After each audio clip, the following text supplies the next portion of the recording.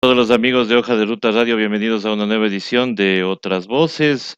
Hoy martes 26 de mayo del 2020, siendo las 14 horas con 7 minutos, damos la cordial bienvenida al doctor Eduardo Franco Lor, con quien vamos a conversar sobre algunos temas relacionados con el informe. Seguimos analizando el informe a la Nación, aunque nosotros le hemos bautizado como el informe al FMI, porque a la Nación no nos dice nada, no nos presenta nada, ni una sola cifra, nada, sino simples cosas generales que no sabemos dónde están.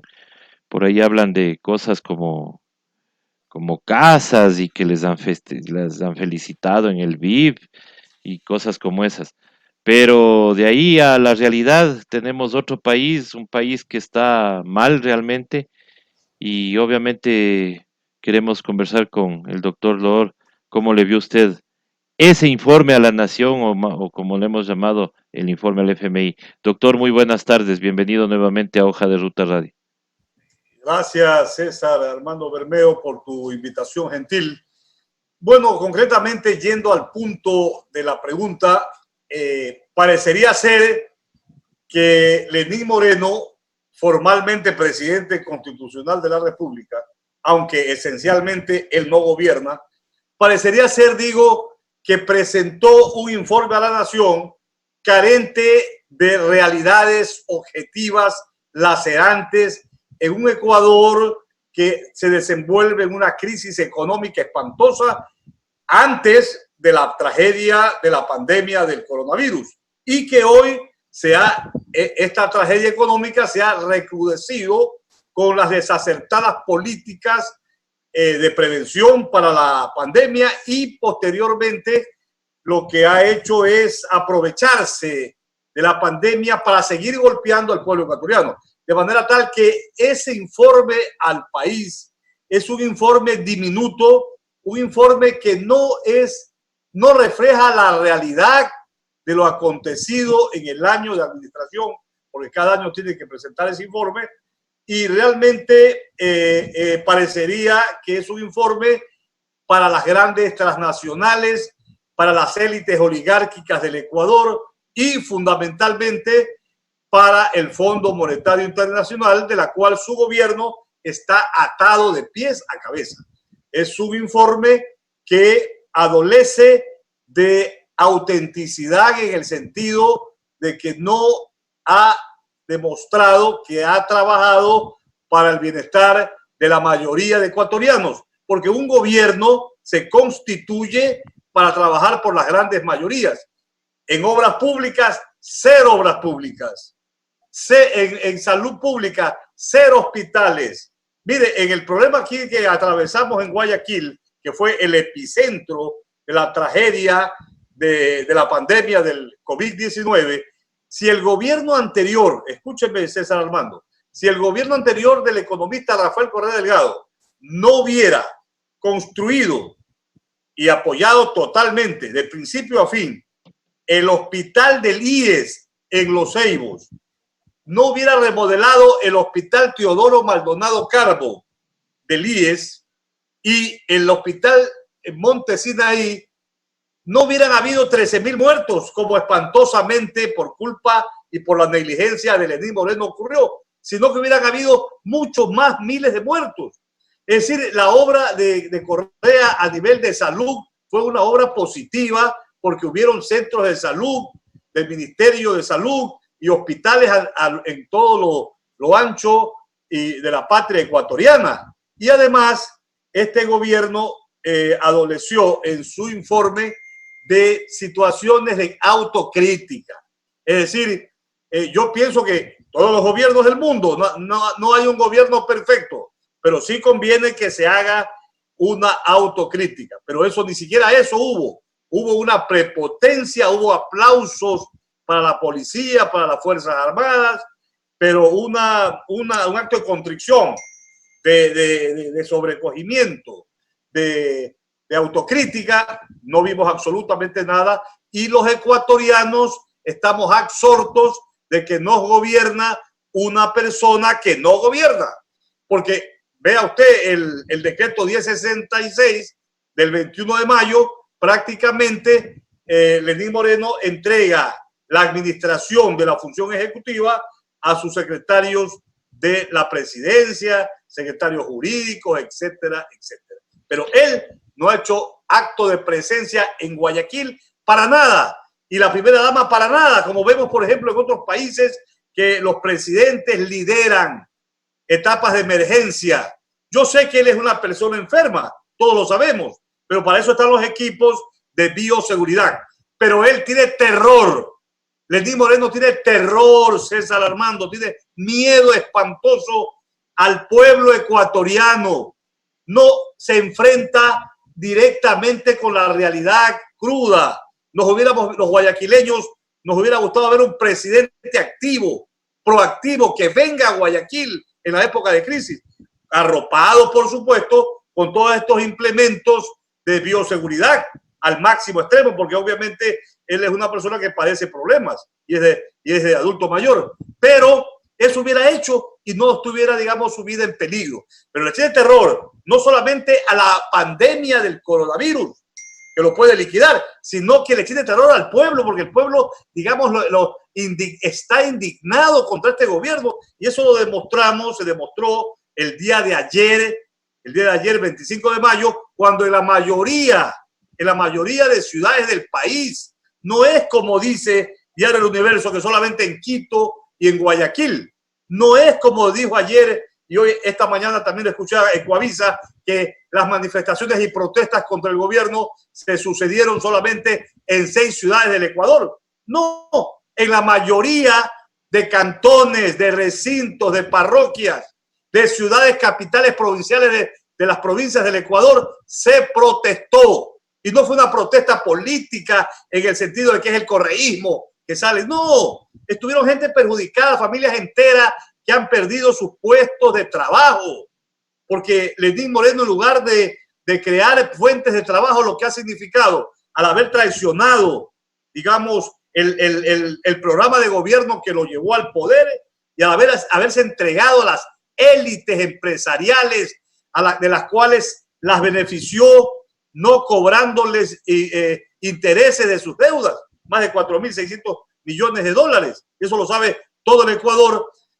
Entonces, él ha privilegiado eso, y por eso que es una persona que tiene mucho miedo al pueblo del Ecuador. Pero todo lo que ha hecho, todas sus trasfacías, eso va a tener su costo, no solamente político, porque ya en este momento electoralmente está liquidado. Y él lo ha dicho, él no aspira a nada, dice que le importa un comino que lo censuren prácticamente, porque dice que él quiere pasar a la historia como un presidente que ha hecho. Claro, va a pasar a la historia como el peor gobierno de toda la vida republicana del Ecuador, porque no solamente traicionó una causa que siempre fue victoriosa, sino que pretendió liquidar al proceso revolucionario y a sus principales líderes.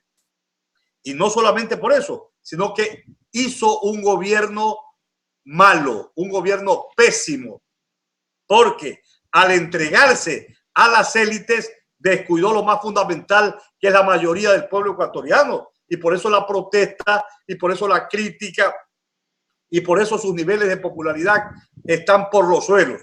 Lenín Moreno, César Armando, no tiene legitimidad social como para haber hecho lo que hizo con sus asambleístas agláteres morenistas de Alianza País, en conjunción con los asambleístas de Creo, porque el partido Creo es un partido que ha cogobernado junto al Partido Social Cristiano. Entonces, él no tenía ninguna legitimidad para, a nombre de todo el pueblo del Ecuador, haberse impuesto con dos leyes draconianas, dos leyes leoninas. La ley de ayuda humanitaria es una ley que viola la Constitución, los derechos de los trabajadores son irrenunciables. Y la otra ley es una ley que satisface y que no es de la emergencia, no tiene nada que ver con la emergencia, satisface la otra ley de defensa, la ley de finanzas públicas, satisface única y exclusivamente al Fondo Monetario Internacional, ley que inclusive va a entrar en vigencia el año 2000, si mal no recuerdo, 2022. Va a estar en aplicabilidad, aunque en vigencia entra el 2021. Pero bueno, todo esto, ¿qué es lo que se deduce de esto? Se deduce que es un elemento que nunca ha estado preparado para gobernar. Es un hombre que solamente se ha dedicado, digamos, a contar chistes macabros, fuera de horribles, chistes horribles, y digamos ha entregado a una cúpula de Ruptura 25 a gobernar el país. Y esta gente ha sido gente improvisada, que esto no va a quedar en la impunidad. Lo que ha hecho, las negligencias culposas, que son delitos en Guayaquil, al no haber tenido medidas de prevención y de alertas, que ya la OMS en el mes de enero dijo al gobierno lo que tenían que hacer los estados, ¿no? Y se permitió el 4 de marzo, dio la orden a la ministra de Gobierno y esta, a su vez, a María Paula Romo, al gobernador del Guayas, para que el 4 de marzo haya un partido de fútbol que desencadenó, junto a otros factores, esta crisis sanitaria que ha llevado a más de 13,000 guayaquileños a la sepultura. Y todo lo que han hecho, todo lo que pretendieron, digamos, robarse en sobreprecios en los insumos médicos, lo que quiso hacer Grande en el IES. ¿Está preso Granda? Nada. No, eso le iba a preguntar, doctor.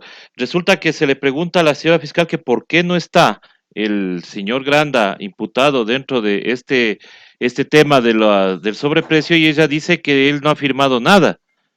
Pero entonces, ¿dónde está la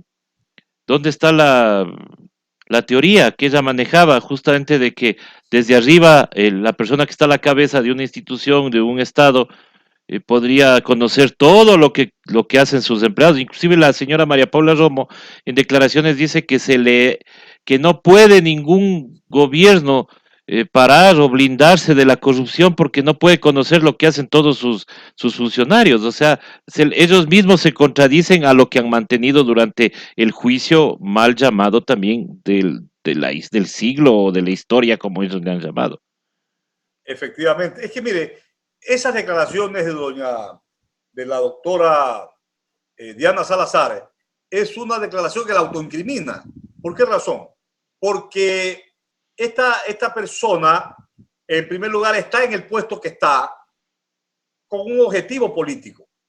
El objetivo es perseguir a Rafael Correa Delgado, a Jorge Glass y a toda la dirigencia de la Revolución Ciudadana.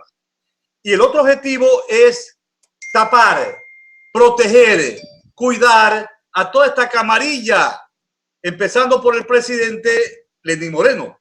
Por eso es que usted ve que en Nina Paper no hay nada. Hace más de un año. Ahí están implicados el presidente de la República, su familia. En otro país ya esta gente estuviera presa, incluso Diana Salazar.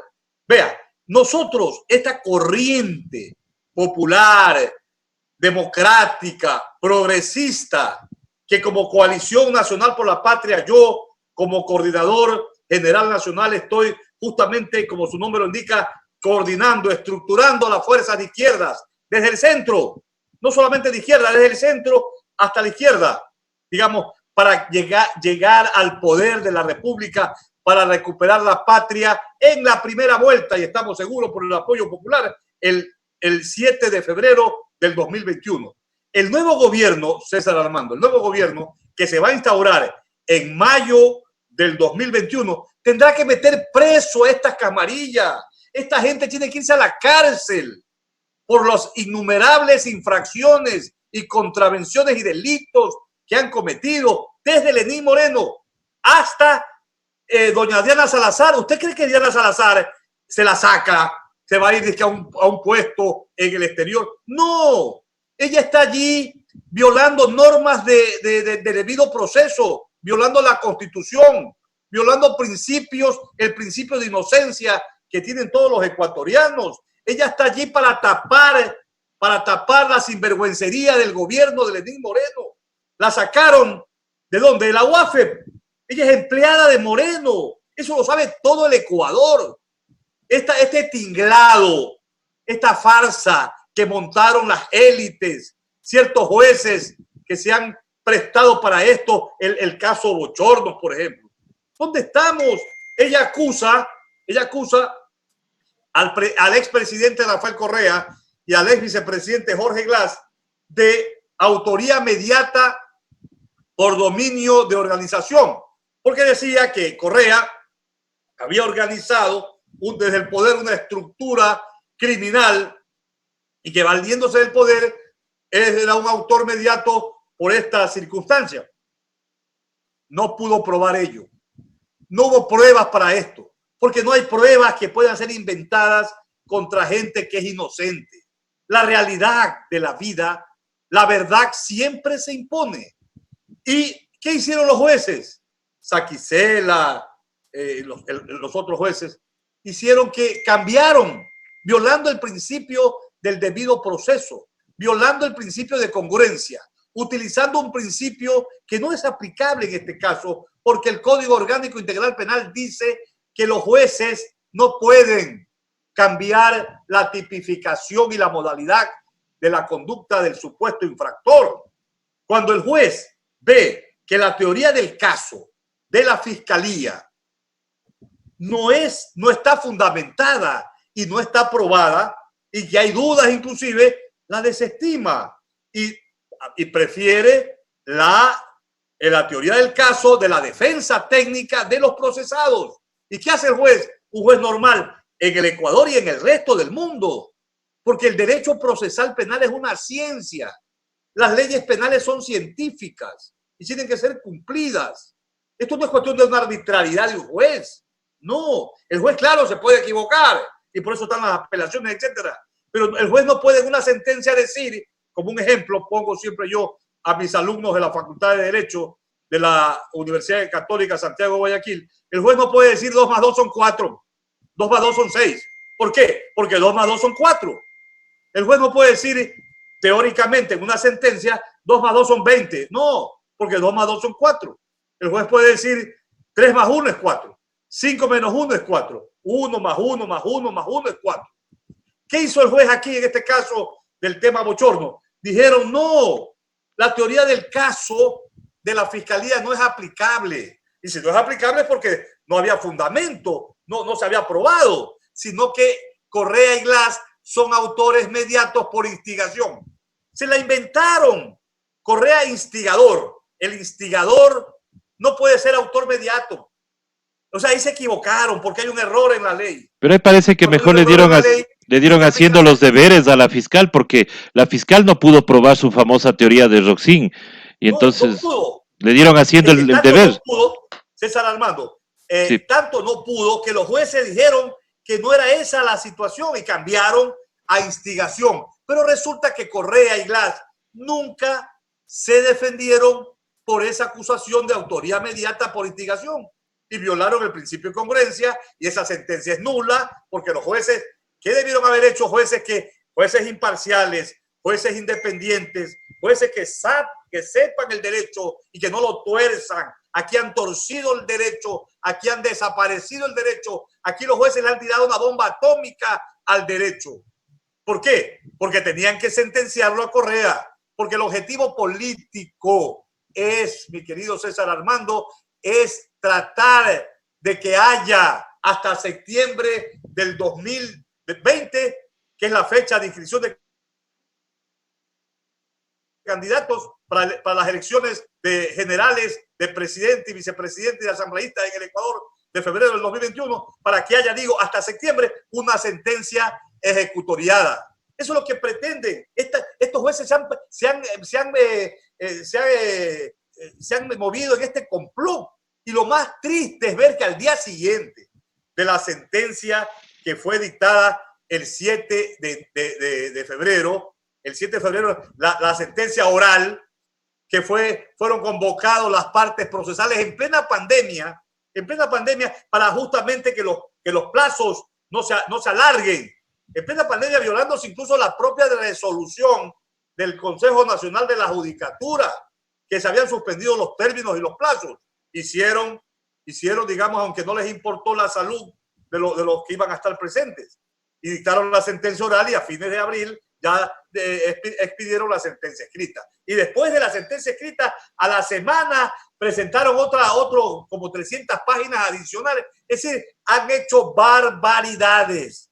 Esa sentencia es nula. Cualquier juez de primer nivel se da cuenta de esta canallada jurídica que han hecho con el ánimo manifiesto, con el ánimo perverso, con el ánimo totalmente contrario a principios de justicia, de perjudicar a Rafael Correa Delgado. Pero él todavía es inocente.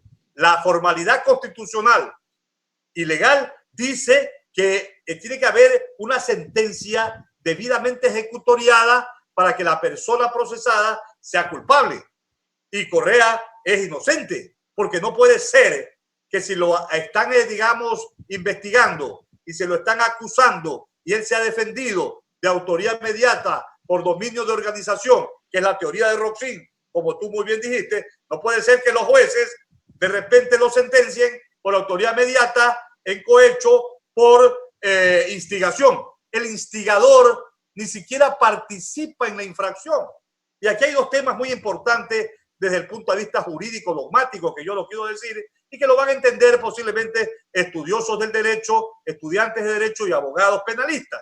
Resulta que la autoría mediata, el autor mediato en doctrina desde hace muchos años, el autor mediato conoce el dominio del hecho delictivo. Por eso es autor mediato. El autor mediato es aquel procesado que hace intervenir a una persona que es el autor directo para que se cometa el delito, y tiene el dominio del hecho. Es un autor intelectual porque interviene una persona como instrumento. Pero el autor mediato que domina el hecho no participa de la ejecución del hecho punible.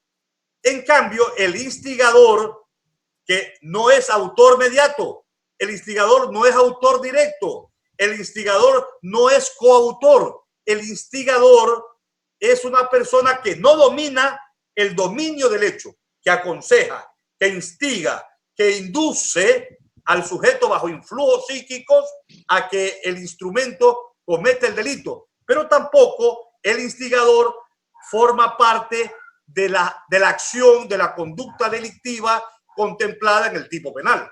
Entonces hay dos diferencias. El autor mediato conoce el dominio del hecho. El instigador no conoce el dominio del hecho.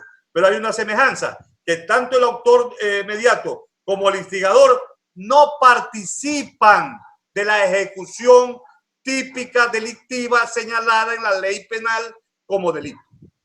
Eso es ciencia. Entonces, ¿cómo es que a Correa los jueces dicen, es que era un autócrata, que tenía dominio de todas las funciones del Estado? Eso nunca se probó. Eso jamás se probó en derecho dentro del caso. Que él cogió $6,000 de un dinero ilícito.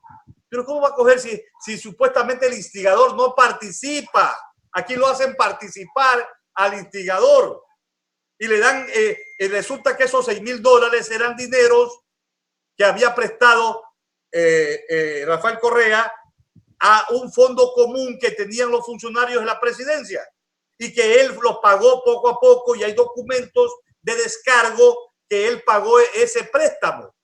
¿De qué estamos hablando? De que quieren confundir. Entonces el instigador que no participa en la infracción, aquí lo hicieron participar. Aquí lo hicieron participar. Y le dan otra cosa, que le dan credibilidad a la declaración de José Concienciado Santos. Ya Santos declaró, yo estuve presente cuando hubo el 27 de septiembre, César Armando, del año 2017. Yo, en pleno octavo piso de la Corte Nacional de Justicia, como defensor técnico del vicepresidente Jorge Glass, escuchamos al señor Santos que dijo que en campaña electoral no había dado un centavo. Y ahora, el 6 de septiembre del 2019, en el caso de sobornos, dice que dio dinero para la campaña, miles de dinero que llevó en sobres a Pamela Martínez. Doctor, y ahí hablando del señor Concepción Santos, que sabemos no está detenido, no está sentenciado allá. Es que eso es lo que es una trampa lo que han hecho esta gente. ¿Por claro. qué razón? Porque desde hace unos meses, el Contralor Celi, el secretario anticorrupción de esa época, que era el actual ministro Granda, la fiscal y el procurador Salvador, con la plana mayor, a usted periodista, la plana mayor de Odebrecht, ya Santos, ya él no es funcionario, que vamos a establecer, dice, los montos de la reparación integral al Estado ecuatoriano. Montaron todo un tinglado político demostrando al país que este es un gobierno de honradez y que ya han conseguido que Odebrecht va a devolver plata al Estado, Odebrecht va a pagar la reparación integral. Y yo fui uno de los pocos juristas que dijimos que cómo va a pagar Odebrecht una reparación integral si Odebrecht no está ni siquiera enjuiciada penalmente ni civilmente. Y de acuerdo con el Código Orgánico Integral Penal, para que haya el pago de una reparación integral, tiene que haber un juez, claro, que determine la cuantía de esa reparación integral. No es cuestión de que la víctima, el Estado y la empresa infractora se pongan de acuerdo. Sí, doctor. Doctor, pero hay una duda que tenemos los ecuatorianos, y es, bueno, sí sabemos que no está acusada en ninguno de los juicios en los que ha participado Odebrecht, ni siquiera está acusada. ¿Cómo conocer a qué trato llegó el fiscal de ese entonces, Carlos Vaca Mancheno, con esta empresa para que no sea incluida dentro de los juicios? Porque él hablaba del famoso non bis in idem, pero ya sabemos que eso no aplica por la territorialidad del delito. Entonces, ¿qué pacto hizo, qué trato hizo? Porque él actuaba a nombre del Ecuador, pues el fiscal general del Estado. El doctor Carlos Vaca, en esa época fiscal, cometió una infracción, una indelicadeza, al haber suscrito un convenio, dos convenios, un convenio de un acuerdo general y un acuerdo particular, que nosotros lo llamamos cooperación eficaz. Pero resulta que el cooperador eficaz siempre tiene que ser sentenciado. El cooperador eficaz tiene que ser procesado porque es el sujeto que delata al resto de intervinientes del hecho delictivo. Y resulta que el señor Vaca firmó una cooperación eficaz en la cual se comprometía a salvarlos y utilizar el non bis in idem, siempre y cuando haya una sentencia. Nunca hubo en esa época una sentencia contra José Santos, porque si hubiera habido sentencia, se hubiera presentado la sentencia. Claro. Y resulta que el Código Orgánico General de Procesos y la ley anterior dice que una sentencia, para que tenga extranjera, como los laudos arbitrales, para que tengan valor jurídico en el territorio nacional, tienen que ser homologadas o legalizadas por los jueces. Eso nunca ocurrió y nosotros lo denunciamos. Sin embargo, los jueces que sentenciaron a Glass hicieron caso omiso de la ley, le dieron credibilidad a Santos. ¿Por qué? Porque el gran hinchamiento mediático de la prensa comercial coadyuvaba a esta situación. Este era un asunto político, en la cual hubo la convergencia del gobierno, de las élites, de la partidocracia, de los medios comerciales hegemónicos. Eso es indiscutible. Lo mismo ha ocurrido y está ocurriendo con Rafael Correa, que todo el mundo, todos sus adversarios dicen, no, senténcialo contra derecho, senténcienlo contra la ley, no importa, lo importante es que Rafael Correa, que nos gana, le tienen terror, le tienen pavor, como él les gana electoralmente, digamos, quieren inhabilitarlo antes de septiembre del 2020. Pero están equivocados, César Armando, porque vamos a luchar para que esto no ocurra. Pero si ocurriere el plan B, ¿qué dicen las encuestas? Las encuestas dicen que Correa candidato o Correa no candidato, quien él ponga, el proceso democrático que nosotros incluso estamos impulsando como Coalición Nacional por la Patria, va a triunfar ese binomio que el movimiento Compromiso Social, Revolución Ciudadana, impulse. Vea, César Armando, el gran elector en el Ecuador para las elecciones de primera vuelta del 7 de febrero del 2021 se llama Rafael Correa Delgado. Siendo candidato o no siendo candidato, él y su tendencia democrática triunfará para la recuperación de la patria, para la prosperidad. Porque el candidato que diga, nosotros vamos a meter preso a esta camarilla que ha destruido a Guayaquil, vamos a meter preso a Lenín Moreno, a Romo, a Granda, a Michelena, vamos a meter preso a todos estos sinvergüenzas y a la fiscal, que es una de las primeras que debe estar presa porque se ha prestado para un tinglado de injusticia. Ese candidato, esa tendencia triunfará en las elecciones. El pueblo está cansado. Ayer en Quito fue una manifestación maravillosa. Claro que nosotros preocupados porque no se guardó el distanciamiento físico, que le llaman distanciamiento social, pero vimos cómo el pueblo llegó pacíficamente en uso legítimo de su derecho de protesta que está garantizada en la Constitución. Yo vi un video que el pueblo llegó, grandes ejército de pueblo, de trabajadores, profesores, estudiantes, en la Plaza de Santo Domingo. ¿Qué ordenó doña María Paula Romo? Ordenó darles a dispensarlos con gases lacrimógenos, que eso también es lesivo para la salud, y pudieron haber muertos. Entonces este es un gobierno criminal, que ya el pueblo está hastiado. Todo el Ecuador está hastiado de esta gente y está esperando que se vayan todos. Ese es el clamor de las masas populares, que se vayan todos. Esta gente cree que van a seguir triunfando. Doña Diana Salazar cree que va a ser fiscal el 2021, el 2022. Ah, yo fui elegida para 6 años. Está equivocado. Está equivocada doña Diana Salazar, porque el pueblo la detendrá. El pueblo ecuatoriano tendrá que arrestar a todos los criminales y a toda la gente que ha abusado de la democracia en el Ecuador y que han perpetrado delitos. Cosa parecida que ya sucedió en Argentina con aquel fiscal que se inventó algunos de los casos contra Cristina Fernández de Kirchner. Ahora, doctor, hay otras cosas que el pueblo quisiera saber. Hemos tratado el tema del fiscal Bacamancheno, había el fiscal Pérez Reina, que estuvo en la transición. Todos ellos, ¿por quién deberían ser juzgados? Porque obviamente el Consejo de la Judicatura también está cooptado pues, por gente de este gobierno, a pesar de que ahora hay una campaña donde dicen que todos son correístas y que esto es una continuación del correísmo, esa es la salida de quienes hoy se quieren bajar de la camioneta. Claro, esa es la salida, pues eso no les cree el pueblo, ni la dirigencia, ni nadie. La pregunta es, bueno, vea, el Trujillato, unido con el contubernio inmoral del traidor Lenín Moreno, propiciaron la desinstitucionalización del Ecuador. Es decir, comenzaron a cometer una serie de desatinos, una serie de violaciones flagrantes a la Constitución y violaciones a la pregunta 3 de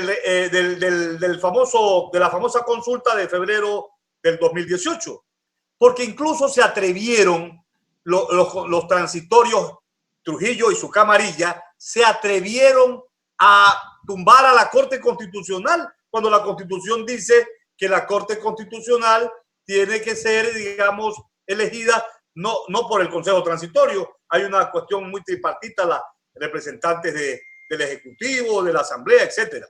Eso dice la Constitución. Sin embargo, se atrevieron a hacerlo. ¿Por qué razón? Porque querían poner toda la estructura de los poderes del Estado, que tanto acusaron a Correa, ellos, para mangonear. Y esa Corte Constitucional tendrá que irse. ¿Cómo? ¿Cómo se va toda esta gente? Una asamblea constituyente. Ya Rafael Correa lo había planteado. Nosotros, como Coalición Nacional por la Patria, estamos propugnando que haya el próximo presidente de la República el mismo día de su ascensión al poder, el 24 de mayo del 2021, tendrá que llamar a una consulta popular para posibilitar, en el marco de la Constitución de Montecristi, la convocatoria a fines de año, inmediatamente 2 o 3 meses, a Asamblea Constituyente. En esa Asamblea Constituyente, ahí tendrán que caer las ratas, tendrán que irse todos los que han sido obsecuentes, porque el poder político lo tiene el pueblo, no lo tiene Moreno, que ya se le termina su poder, no lo tuvo y lo tenía supuestamente el descesado doctor Trujillo, que llegó a decir que ellos eran superiores a una asamblea constituyente, que sus normas eran extraordinarias. Una payasada que fue justamente secundada por la academia, secundada por los medios de comunicación, digamos, hegemónicos. Eso fue una gran mentira. El pueblo tendrá que tomar el poder directamente en el nuevo gobierno y en la Asamblea Constituyente, que tendrá que reordenar la vida del país, que está torpemente perturbada por este gobierno. Aquí se está produciendo, César Armando, un estallido social que va a ser mucho más grave. Mire, ayer la gente no respetó la etapa de la pandemia. Y miren que en Quito todavía están en semáforo rojo, no hay semáforo amarillo. Todavía entiendo que hoy día iban a discutir. Están en esa reunión. En el Consejo Cantonal. Pero a la gente no le importó eso porque es una ira. Hay una indignación popular en todo el país. Aquí en Guayaquil tuvimos que salir también nosotros, en Machala, en Loja, en Portoviejo, en Cuenca, en Riobamba, en la mayoría de ciudades del país, en parroquias del país. Hay una indignación contra este gobierno. Ya hubo un estallido de civil, un estallido del movimiento indígena en octubre del 2019. Y lo que se viene es una cosa tremenda cuya responsabilidad recae en este gobierno. Ellos, por mantenerse en el poder, por mantenerse en la teta, prefieren matar a la gente. Y eso es lo que hizo doña María Paula Romo. Esta señora tendrá que ir a la cárcel por sus innumerables crímenes. Las manos de Romo están teñidas de sangre. César Armando, las manos de Romo están teñidas de sangre. Y ella, como Moreno y el resto de esa camarilla, no quedarán en la impunidad. Se lo aseguro. Esperemos que así sea, doctor. Doctor, sobre el caso de Jorge Glass, eh, se ha tenido o se tiene una petición de la alta comisionada de las Naciones Unidas. Hay medidas cautelares a favor de Jorge Glass. Eh, Inclusive se pidió que por esta emergencia sanitaria eh, salgan algunos presos que están ya con la mayoría de su sentencia cumplida, obviamente los de delitos menores, pero nada de eso se ha cumplido. Es más, ahora tenemos 420 PPLs de 600 que están en Ambato con COVID-19. Sin embargo, esa ciudad ha cambiado ya el semáforo y no se ha hecho nada por los PPLs, porque eso le digo, doctor, aquí hay una concepción general de que todo PPL pues es culpable y tiene que pagar con su vida poco más el encierro en el que está en este momento. ¿Qué pasa con el caso de Jorge Glass? ¿Qué se ha hecho? ¿Qué medidas se están tomando como para pedir la libertad del ex vicepresidente? Mire, con Jorge Glass y con la mayoría de los PPLs, el gobierno de Lenín Moreno viola permanentemente los derechos humanos. A Jorge Glass lo han atropellado, pero a más no dar. El doctor Harrison Salcedo presentó un habeas corpus, lo desistió porque se ha presentado para pedir la prelibertad de acuerdo con la ley anterior, porque supuestamente los hechos ocurrieron antes de la vigencia del COVID. ¿Qué pasa? que en el evento de que el juez ordene eso, obviamente no va a salir en libertad Jorge Glass. ¿Por qué? Porque hay la boleta de detención del caso Singue, hay también la boleta de detención del caso de sobornos, que ha sido sentenciado y que, aunque no esté ejecutoriada, la boleta está en firme. Entonces, toda esta situación de atropello, toda esta situación de ensimismamiento y de saña, es un odio perverso contra Glass, porque Glass era el segundo en el mando en el proceso de la Revolución Ciudadana, uno de los hombres que trabajó activamente por el desarrollo del país, el cambio energético, etcétera. Bueno, toda esta situación es la que nos lleva justamente a pensar que con este gobierno, que con estas leyes, aunque hayan las leyes y que estén perfectas las leyes garantistas, etcétera, si hay jueces consecuentes al poder político, obsecuentes a este poder, no hay democracia, no hay justicia, y eso es lo que ha pasado con Jorge Glass. Con Jorge Glass se le han violado todos sus procedimientos, toda justicia le ha sido vedada, una persona inocente. Nadie ha dicho que Jorge Glass se ha robado. Aquí está la cuenta, aquí está toda cuenta. Nada, lo han investigado, su vida económica en el país y en el exterior, y no han podido encontrar nada. No hay ninguna prueba, solamente la supuesta declaración de José Santos, que nunca fue verificada, nunca fue contrastada, y que es una declaración totalmente mentirosa, que lo hizo con el ánimo justamente de venganza política, porque acordémonos que el gobierno de Correa, el año 2008, si mal no recuerdo, tumbó a Odebrecht porque hubo fallas en la estructura del proyecto San Francisco, si mal no recuerdo. Entonces tuvieron que ellos indemnizar y pagar el dinero, y se firmó una transacción, etcétera, y desde ahí viene el resentimiento de Odebrecht contra el gobierno de Correa. Y Odebrecht ha sido utilizada por el gobierno, como le estoy contando, que nunca funcionó, y que ahora, la semana pasada, el procurador Salvador ha dicho que ya no hay ninguna reparación integral, que no se han puesto de acuerdo. Parecería ser que el gobierno utilizó a Odebrecht, pero Odebrecht los tiene demandado del Estado. Entonces, ¿dónde estamos? Es que estos funcionarios del actual gobierno no han actuado con ética. Ellos son unos inmorales. Ellos son los que han causado perjuicio al Ecuador. Mire, acuérdese usted, hace menos de un año, el gobierno, gran escándalo, una gran publicidad periodística, trajeron abogados ilustres del exterior, que las Naciones Unidas se formó una comisión anticorrupción que iba a destapar todo. ¿Dónde está la Comisión Internacional Anticorrupción?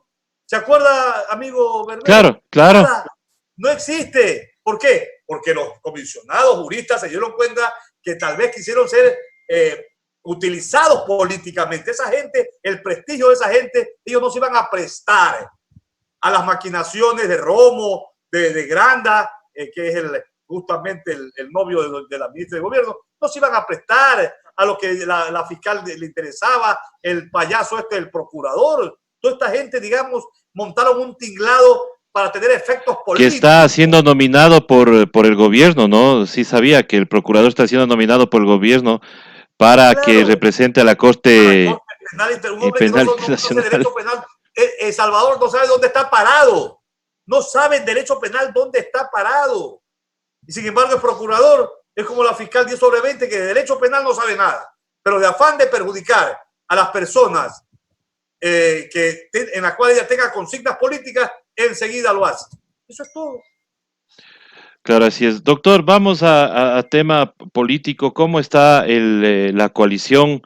¿Cómo está trabajando? ¿Qué están haciendo? ¿Dónde están reuniendo? Porque hay muchos amigos que nos escriben dentro de la entrevista aquí en nuestro Facebook y nos preguntan cómo poder ser parte de esta coalición. Voy a explicarle a todos los ecuatorianos que se conectan a este importante medio de comunicación tan prestigioso, porque ustedes son democráticos. Ustedes invitan a tirios y troyanos. Eso es lo bueno, a tirios y troyanos. Esa es la verdadera esencia del periodismo. ¿Qué es la democracia? Pues sí, la democracia comunicacional. Tiene que ser pluralista, y la formación del concepto lo tiene que tener el pueblo que nos escucha.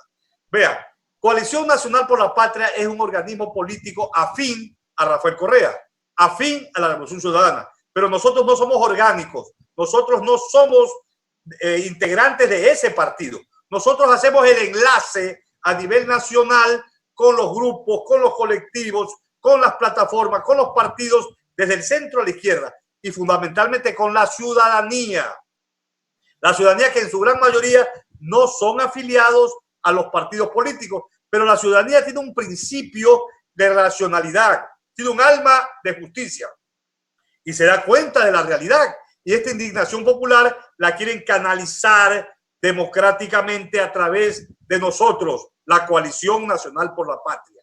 Tenemos nosotros en muchos cantones de algunas provincias, de la mayoría, no en todas, yo no voy a mentir, no en todas, nos falta algunas del oriente, por ejemplo, ¿no? Tenemos algunas cantones y en parroquias que se están formando los núcleos, las personas que quieren integrarse, que me escriban en mi página, en el Messenger, me escriban a mi celular, a mi WhatsApp, 099-75-31-31-1. No sé si tú podrías poner mi teléfono para yo indicarles si son de Quito. Claro, doctor, ya le ponemos. La dirigencia de Quito. Si son de Cuenca, la dirigencia de Cuenca. Si son de Manabí, la dirigencia de Puerto Viejo, de Manta. Tenemos en Machala, en Quevedo, en Babahoyo, en Cuenca, en La Tacunga, en Quito, ya dije, en Zamora. Entonces, y en Loja, en Catamayo, en Paltas, es decir, en la mayoría de cantones. Mi teléfono es 099-75-31-31-1. Esta organización es nueva y es de reciente data porque nació el 28 de noviembre del año 2019 y estábamos en proceso de visitar ya los cantones de las cuales tenemos los núcleos. Hemos estado en Milagro, por ejemplo, el 13 de marzo y se nos vino el estado de emergencia por la pandemia y hemos tenido que retroceder. Pero nos conectamos con la dirigencia a través del sistema Zoom. A través del sistema Zoom estamos permanentemente conectados con las dirigencias de la Coalición Nacional por la Patria que queremos sumar. Nosotros lo que queremos, el interés nuestro es sumar a gente de buena voluntad, a patriotas, demócratas, progresistas que desean un cambio nuevo de justicia social y de reivindicación. Queremos que el próximo candidato de la Revolución Ciudadana sea una persona capaz, inteligente, que haya un plan de gobierno puntual, un plan de gobierno global que contemple situaciones propias de cada territorio, de cada provincia, a efecto de que se cumplan con mínimos requerimientos viables de necesidades puntuales, en otras palabras, que requiere la población, requieren los estudiantes, requieren los jóvenes, los ecologistas, requiere la minería, requiere la producción, el agro, la salud, es decir, todo lo que significa el acontecer nacional para lograr el desarrollo y el progreso del Ecuador. En eso estamos y nosotros somos una vía directa con el presidente Rafael Correa Delgado, a quien yo todas las semanas informo de las actividades. Nosotros estamos permanentemente tuiteando y yo le envío mis tweets a Rafael Correa y él se entera de lo que estamos nosotros efectuando. Nosotros consideramos que Rafael Correa es el líder histórico. Ha sido hasta ahora para nosotros el mejor presidente que ha tenido el Ecuador. Escúcheseme bien. Entonces, ese pensamiento, ese legado histórico tiene que continuar y queremos que continúe con su presencia. Él, Coalición Nacional por la Patria, desea que Rafael Correa sea candidato a la vicepresidencia de la República y que el candidato a la presidencia lo escoja la Revolución Ciudadana y básicamente lo escoja directamente Rafael Correa. Las encuestas determinan que Correa o el candidato que ponga Correa es el triunfador el 7 de febrero del 2021. No hay otra vuelta. Los partidos de esta gran organización, el Frente Patriótico Nacional, los partidos de liderazgo, por ejemplo, como el Frente de Unidad para Vencer, que hay varios partidos de izquierda, progresistas, tendrán que marchar en esta gran coalición de la esperanza. Pero ningún movimiento político fuera de la Revolución Ciudadana y fuera del pensamiento, de cuál es el criterio de Rafael Correa, puede tener la égida en la candidatura presidencial. La candidatura presidencial tiene que nacer de la voluntad y queremos que Correa no se equivoque, porque la vez pasada se equivocó. Alguien me decía, es que el alma humana tú no lo puedes conocer. Es verdad, pero ahora tiene que haber una consecuencia programática, porque nosotros no vamos a luchar en vano, no vamos a pelear en vano. Las aspiraciones del pueblo, que en este momento hay una indignación. ¿Cómo es posible que el presidente que haya dicho que iba a dar 250,000 empleos anuales, caramba, ha ocasionado miles de desempleos y cada hombre que sale del trabajo es una familia? No hay corazón humano en esta gente. Hay miles de gente desempleada que están desesperados en una situación económica pavorosa y ni siquiera les presentan alternativas para poder dar, digamos, una atención a sus familias. Entonces nosotros queremos que las necesidades nazcan de cada población, de cada territorio ecuatoriano. Y por eso estamos teniendo día a día innumerables adherentes a la Coalición Nacional por la Patria. Nosotros estamos trabajando cogidos de la mano de Compromiso Social, de la Revolución Ciudadana y de Rafael Correa. Somos una sola, pero orgánicamente cada uno respeta su integridad y su camino propio porque mire, hay mucha gente que no le gusta ser afiliada. Nosotros no estamos afiliando, nosotros estamos inscribiendo para que los dirigentes de buena voluntad actúen en la vida política y convenzan a sus familiares, y porque hay mucho odio, hay mucha gente, los medios comerciales han tenido su penetración en mucha gente que está desorientada. Entonces la dirigencia nuestra está aclarando a los desorientados, aclarando a las personas que de una u otra manera no conocen a fondo la problemática y se han dejado llevar también de este linchamiento mediático que han propiciado las élites del país. Nuestra posición es una posición de izquierda, progresista, pero democrática, y damos cabida incluso a quienes estuvieron en la campaña por el 7 veces sí.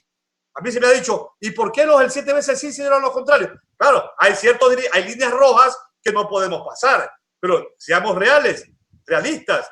El 7 veces sí ganó. Nosotros tenemos que aprovecharnos, tenemos que conquistar a esa gente que estuvo equivocadamente en la dirigencia, no una dirigencia envenenada, en una dirigencia equivocada, que venga y vote por nosotros, porque tenemos que sumar y no restar.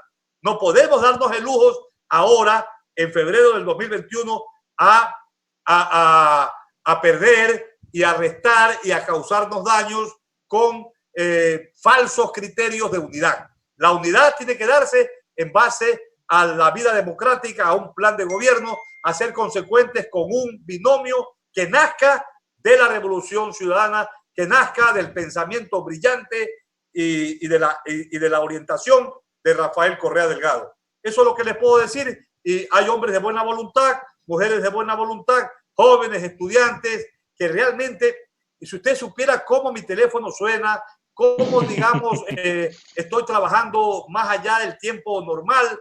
¿Y por qué? Porque tenemos que nosotros crecer y estamos creciendo, y por eso que también hay un cerco mediático para esta dirigencia, porque no quieren que haya un crecimiento, porque este crecimiento va a representar el retorno a la vida política activa de este gran líder nacional que fue Rafael, que es y que será Rafael Correa Delgado. Muchísimas gracias, doctor. Queda claro todo lo dicho. La invitación a las personas que quieran unirse, obviamente, ya está hecha, ya se le ha distribuido por medio del César, mismo Facebook. El teléfono mío, puedes sí. Ponerlo ahí porque tienes una gran audiencia. Ah, sí, sí. 099 75 31 31 1. Ya, entonces ahí estamos poniendo ya el número nuevamente. Por favor, repítale, doctor, 099. 099, o sea, 099. Ya. 75 31 31 1. Ya. Ese es el número. Listo, ya está puesto en este momento para que las personas que quieran unirse, pues nuevamente puedan copiar el número y inmediatamente ponerse en contacto vía WhatsApp. César Armando, permítame Ujú. agradecerle por esta oportunidad que nos ha dado a Coalición Nacional por la Patria por expresar nuestra inquietud jurídica y política de nuestra realidad ecuatoriana y también de la realidad que estamos nosotros haciendo en esta organización Coalición Nacional por la Patria. Y todo, tal vez nuestros errores, nuestros excesos son porque nos anima de todo corazón mejores días para el Ecuador. Eso es lo que queremos y no tenemos ningún interés personal, ningún interés personal. Listo, doctor. Muchísimas gracias a usted por haber aceptado la entrevista y pues siempre será bienvenido a nuestro espacio aquí en Hoja de Ruta Radio. Con las demás personas, muchísimas gracias por estar con nosotros. Ya viene cuarta instancia. Acción Jurídica Popular está con nosotros y ya vienen para su programa de todas las semanas, cuarta instancia. Conmigo hasta el día de mañana. Será hasta un miércoles, ojalá combativo, y esperemos lo que diga el Consejo Metropolitano de Quito, porque no les va a convenir mucho cambiar a amarillo, porque con amarillo la gente va a salir con mayor fuerza. Muchísimas gracias y hasta pronto.